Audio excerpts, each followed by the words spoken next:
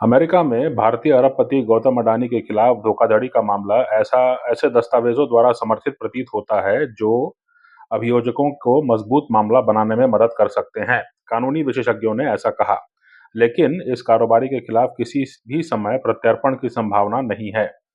Brooklyn के संघीय अभियोजकों ने पिछले महीने एक आरोप पत्र जारी किया था, जिसमें अडानी पर भारतीय अधिकारियों को रिश्वत देने का आरोप लगाया गया था, ताकि वे अडानी ग्रीन एनर्जी द्वारा उत्पादित बिजली खरीदने के लिए उन्हें राजी कर सकें, जो अडानी समूह का एक सहायक कंपनी है। और फिर अमेरिकी निवेशकों को कंपनी की भ्रष्टाचार विरोधी प्रथाओं के बारे में गलत जानकारी देने का आरोप लगाया गया।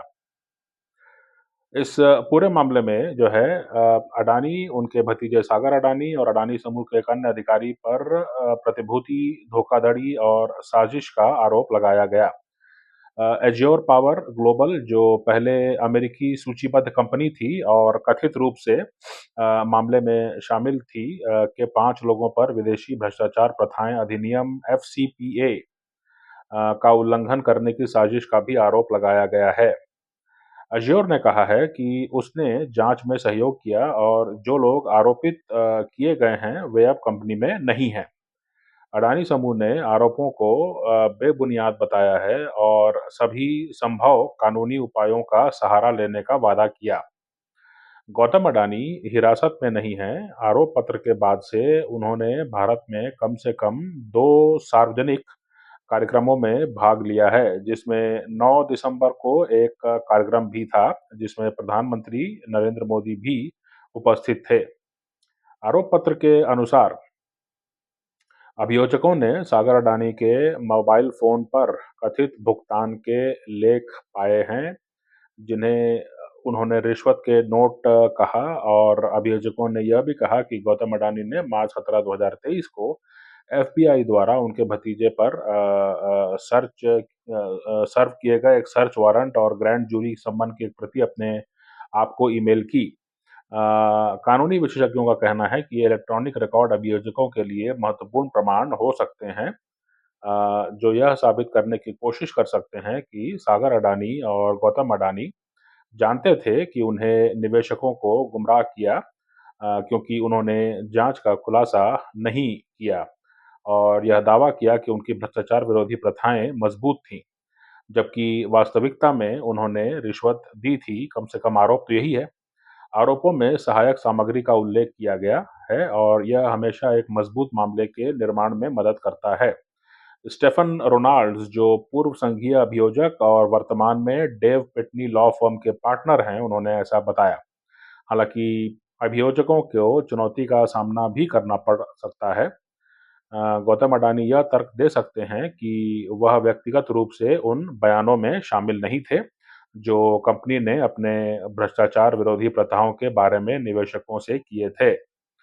पॉल टचमैन, जो पूर्व संघीय अभियोजक और अब विगिन एवं डाना लॉ फर्म के पार्टनर हैं, उन्होंने ऐसा बताया।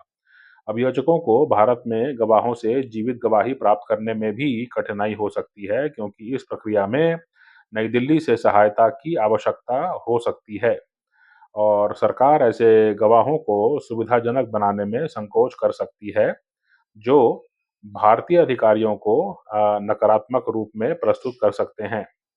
ऐसा मार्क कोहेन, जो कि पूर्व संघीय अभियोजक और वर्तमान में कोहेन एंड ग्रेसर लॉ फर्म के पार्टनर हैं, उन्होंने ऐसा कहा। भारत के विदेश मंत्रालय ने शुक्रवार को 29 नवंबर के बयान का हवाला दिया, जिसमें कहा गया था कि उसने वॉशिंगटन से इस मामले में कोई अनुरोध प्राप्त नहीं किया है और इसे एक निजी कंपनी और अमेरिकी न्याय विभाग के बीच का मामला बताया। अमेरिकी न्याय विभाग ने इस पर टिप्पणी करने से इनकार कर दिया कि क्या अमेरिका ने भारत से गौतम अडानी को प्रत्यर्पित करने का अनुरोध किया है। नियमों का पालन करें।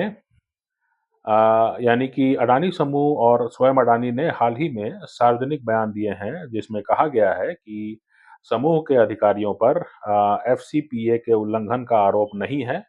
एफसीपीए का उल्लंघन करने की साजिश पर 5 साल तक की सजा हो सकती है।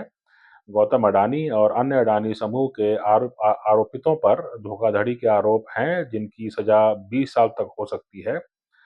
और ये डू रोल ब्रुकलिन यूएस अटॉर्नी ऑफिस के बिजनेस और सिक्योरिटीज धोखाधड़ी सेक्शन के डिप्टी चीफ ने कहा कि उनके ऑफिस की जिम्मेदारी है कि वे अमेरिकी पूंजी बाजारों की अखंडता की रक्षा करें।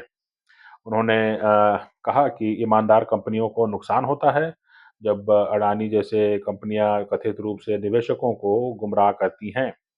यह सिर्फ रिश्वतखोरी का मामला नहीं है, बल्कि यह एक महत्वपूर्ण सिक्योरिटीज प्रवर्तन मामला है। उन्होंने 6 दिसंबर को न्यूयॉर्क में प्रैक्टिसिंग लॉ इंस्टीट्यूट द्वारा आयोजित एक सम्मेलन में कहा, अगर आप हमारे पूंजी बाजारों तक पहुंचने जा रहे हैं, तो आपको नियमों का पालन करना होगा। अ,